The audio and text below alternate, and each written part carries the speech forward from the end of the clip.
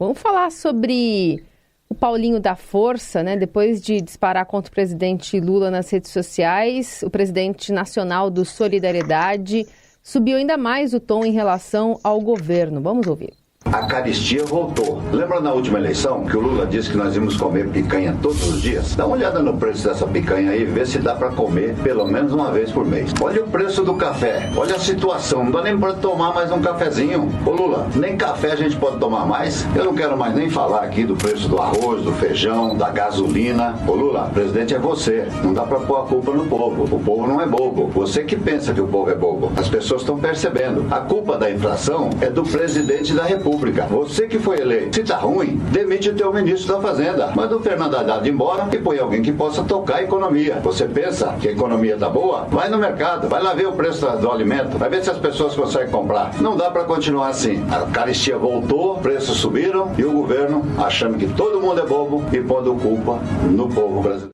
Bom, tá aí essa frase, essa menção, né? Essa crítica dura do Paulinho da Força, que depois falou em outras entrevistas que o governo tá doido, enfim, deu aí uma cacetada no presidente. Olha, impressionante. Ele continua chamando, né, o Paulinho da Força continua chamando o presidente Lula de companheiro.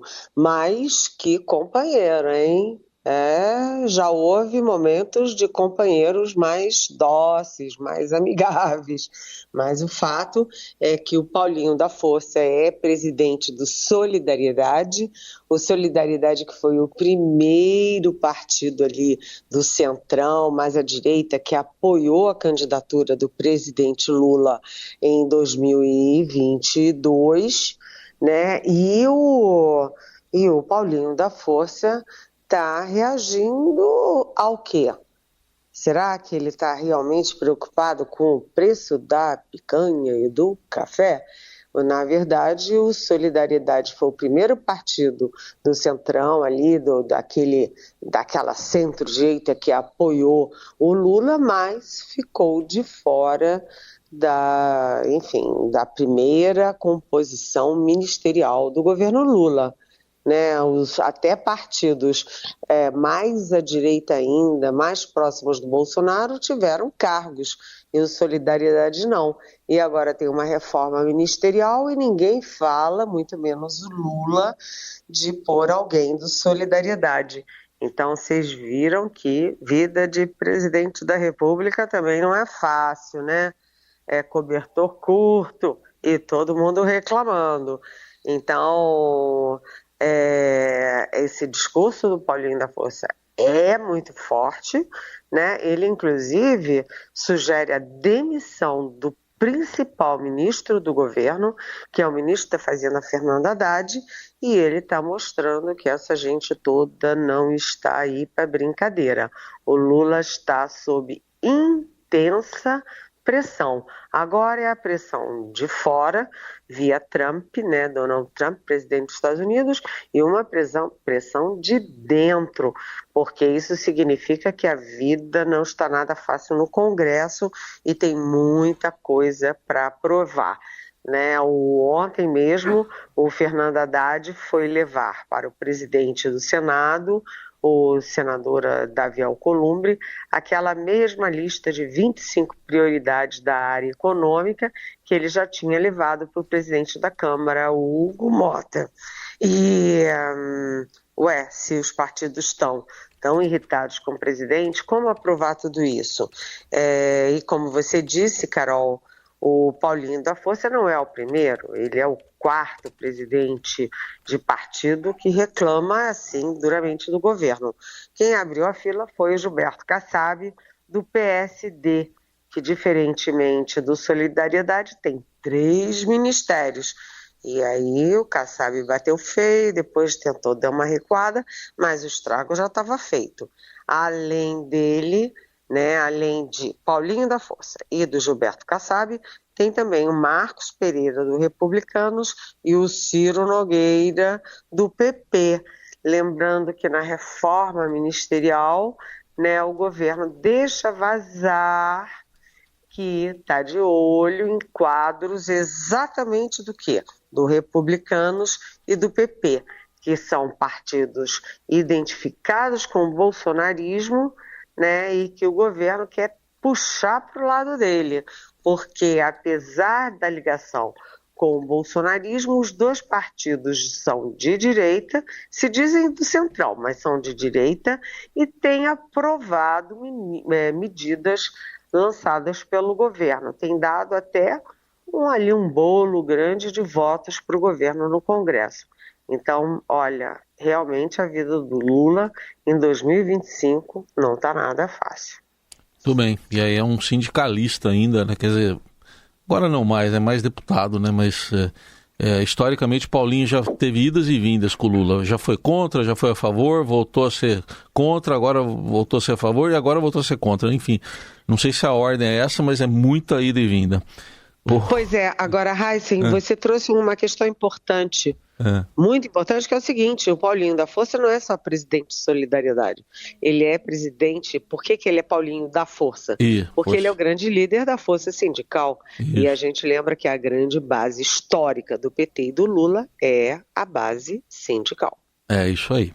Bom, Eliane, outro assunto do dia, chamou atenção aí que o presidente da Câmara, Hugo Motta, o pessoal do PL, né, os bolsonaristas, desfilou ontem por Brasília com uma senhora e seus 6 filhos, né, a Vanessa, né, esposa de um caminhoneiro que foi condenado lá pelos atos golpistas de 8 de janeiro. E o que sinaliza Hugo Motta receber a esposa desse condenado? Primeiro vamos combinar aqui uma coisa, né? Um caminhoneiro que tem 6 filhos, né, que tem responsabilidade com a família dele, não tinha nada que estar em Brasília, longe do trabalho, né, quebrando Câmara, Senado, Planalto e Supremo Tribunal Federal. Ele não tinha mais o que fazer, ele não pensou nas consequências. Quem depreda, né, a sede dos 3 poderes devia imaginar que estava correndo risco de ser preso. Né? Mas o mais importante nessa história é que o Hugo Motta, novo presidente da Câmara, que defendeu, que foi ali da linha de frente do impeachment da Dilma Rousseff, está começando a botar as manguinhas de fora.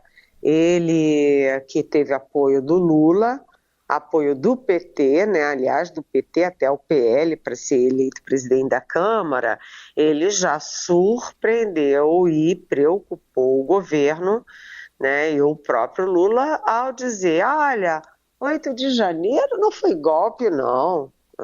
Se não foi golpe, eu não sei o que é, né? Porque as pessoas estavam em volta dos quartéis pedindo golpe e pedindo volta da área dos militares, né?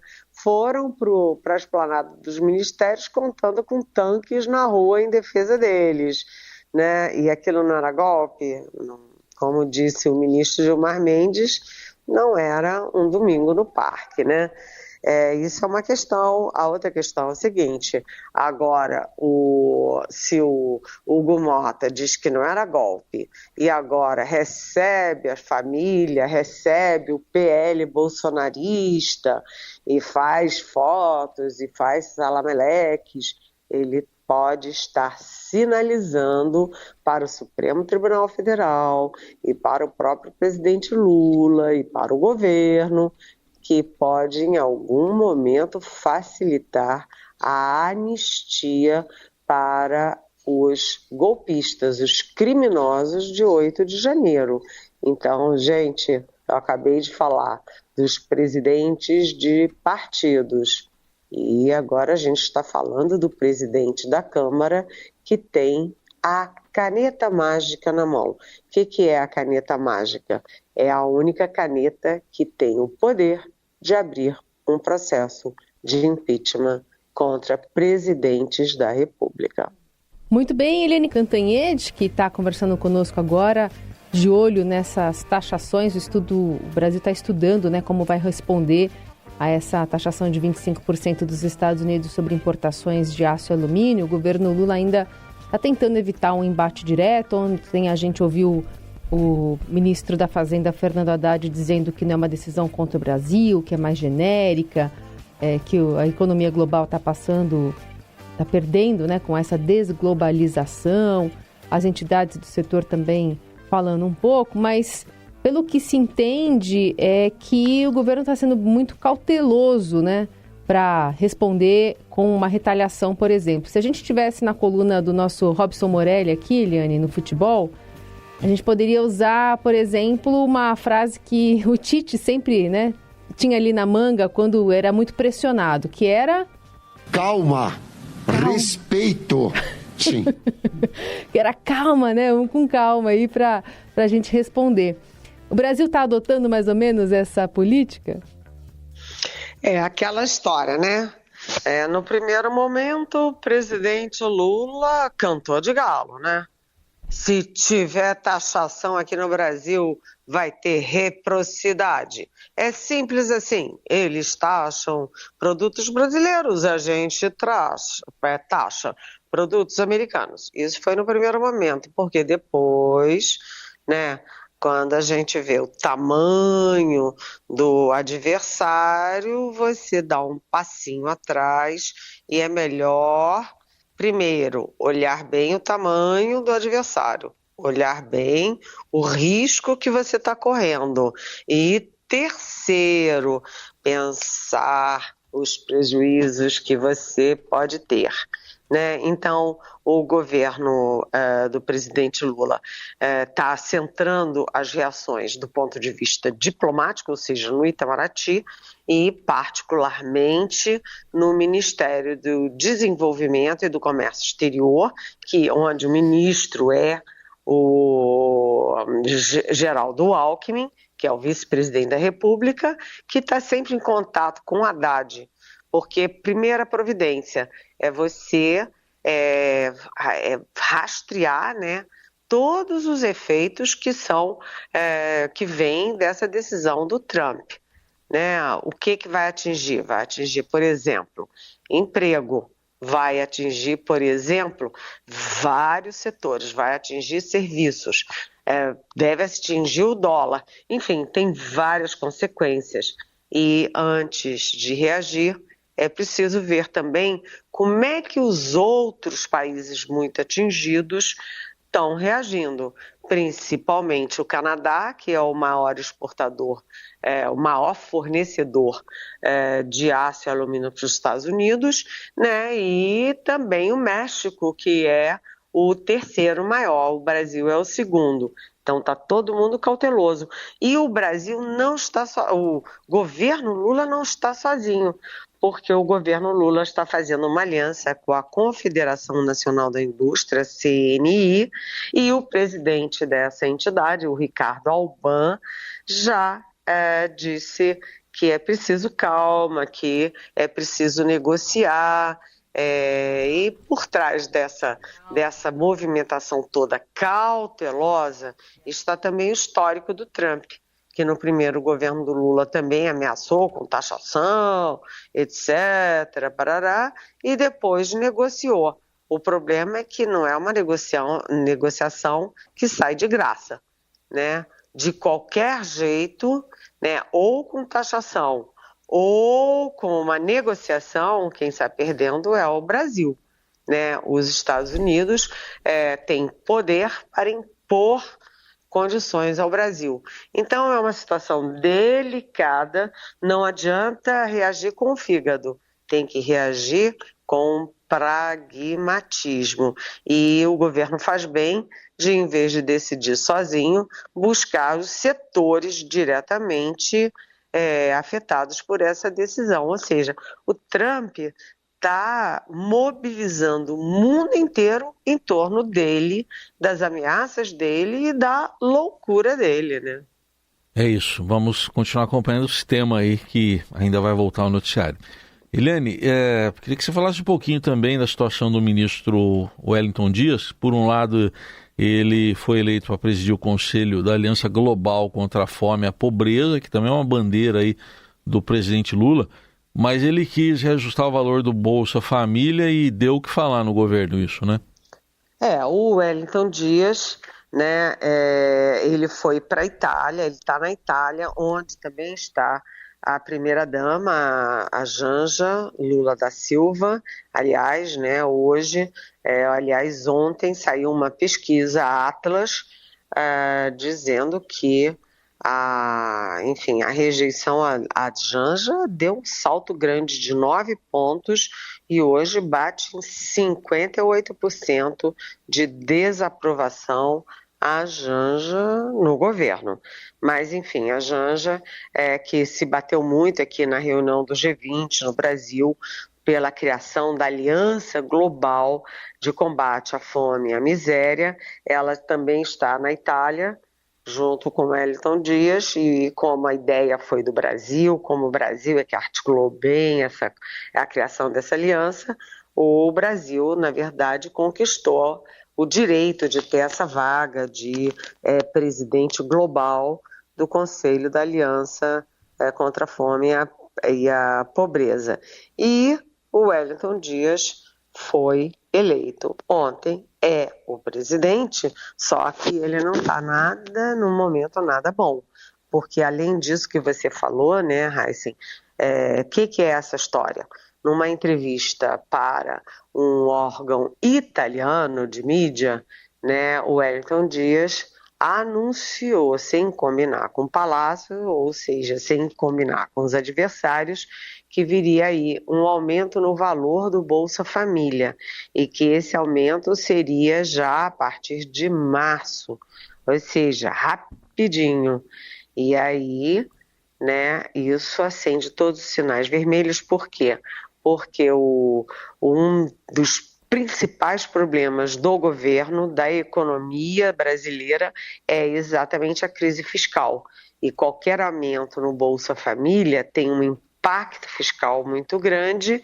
Então, o Wellington Dias estava querendo agradar uma parte da sociedade, mas desagradou a outra, que agora é a que ameaça, que é a que representa perigo para o governo. Então, Lula ligou para ele pedindo satisfação, o Rui Costa, chefe da Casa Civil, soltou uma nota desmentindo, o Wellington Dias teve que fazer outra nota, recuando, dizendo que não foi bem assim o que ele disse. Claro, né? A culpa é sempre da imprensa. Quando eles cometem erros, né? A culpa acaba sendo sempre da imprensa. Mas, além dessa questão do Bolsa Família, que ele levou um puxão de orelha diretamente do presidente, o Wellington Dias está enrolado também com investigações sobre financiamento para ONGs que são ligadas ao PT, que são ligadas, por exemplo, à família Tato, que dominou o PT em São Paulo, né? E ONGs que distribuem quentinhas para moradores de rua. Ok, muito legal, muito bacana, né? Distribuir quentinha para a população de rua. Só que, né? Repórteres do Globo foram atrás das sedes dessas ONGs e tal, e não tinha cozinha, não tinha quentinha, aliás, não tinha ninguém lá dentro, né? Então, como as ONGs são ligadas ao PT, um governo do PT, um ministro do PT, porque o Wellington Dias é do PT, foi governador do Piauí pelo PT, né? Dando dinheiro para a ONG do PT que não distribui quentinha. Então, ele está bem aí ele tá bem aí na foto, né, do ponto de vista internacional, aí como presidente global do Conselho da Aliança contra a Fome, mas dentro do governo ele não está tão bem assim, com um detalhe. Né, desde a primeira vez que se falou em reforma ministerial, o Wellington Dias está ali na lista dos que seriam dispensáveis. Né? Da primeira vez ele lutou bastante, segurou a cadeira, mas até quando ele vai segurar? Ele fez um bom governo no Piauí, ele foi bem avaliado, fez o sucessor, né? Aliás, barba, cabelo e bigode, porque ele fez o sucessor no governo, ele fez o senador, fez o outro o senador, enfim, ele é forte no Piauí, é bem avaliado, fez um bom governo, mas aqui no governo federal, bem, tem muita gente do próprio PT, do próprio governo e da Casa Civil que não está tão feliz assim com o ministro, não.